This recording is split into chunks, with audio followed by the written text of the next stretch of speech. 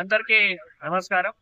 ఈరోజు ఆదిలాబాద్ జిల్లా ఆదిలాబాద్ పట్టణంలో మనం ప్రపంచ ఆదివాసీ దినోత్సవం 9 ఆగస్టు ఈనాడు మనం జరుపుకోవడం జరిగింది.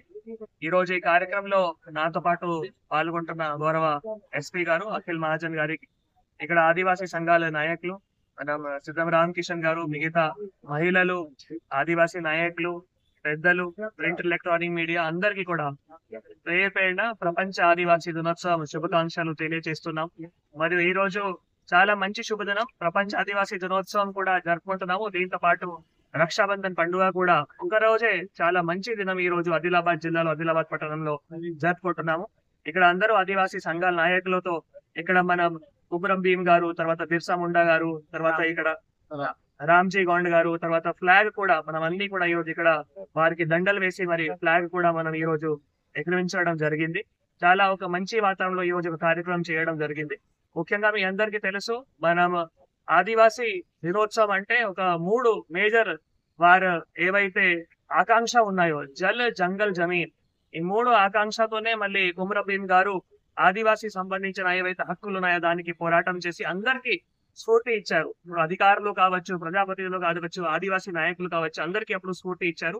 ఆ స్ఫూర్తిలోనే ప్రశాసన కూడా పనిచేస్తున్నాయి మీ అందరికీ తెలియజేయడం జరుగుతుంది.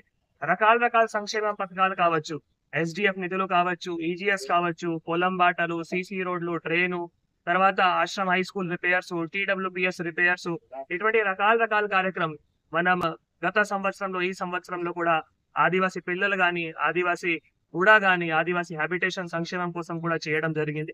నీటి సమస్య కూడా చాలా వరకు కూడా మాకు ఎక్కడైనా ఆదివాసీ నుంచి సమస్యలు మా దృష్టికి తీసుకొని వస్తే మళ్ళీ డబ్ల్యూ గురించి ఆలోచన చేయకుండా అక్కడే కూడా పరిష్కారం చేయడానికి వారందరూ కృషి వల్ల కూడా వారందరూ సహకారంతో కూడా జిల్లా మేడి గారు, మిగతా మేడి గారు వారందరూ సహకారంతో కూడా చేయడం జరుగుతుంది.